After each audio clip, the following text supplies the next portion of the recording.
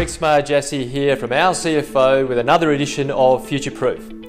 This week we are going to continue the discussion on the big three numbers that every business owner must know about their business, and the one that we're going to take a look at this week is called the Canary Ratio.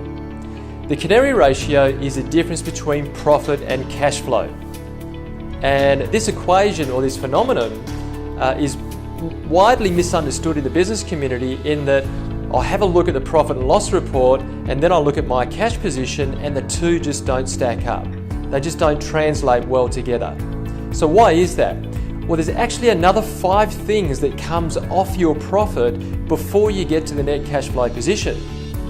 And those 5 things are the movement in your working capital, paying down debt, paying for capital items such as computers and desks and chairs and equipment and so forth, paying dividends, paying tax. So if you're making money, ultimately you will be paying tax. So those 5 items then come off the profit number before you'll get to see positive cash flow.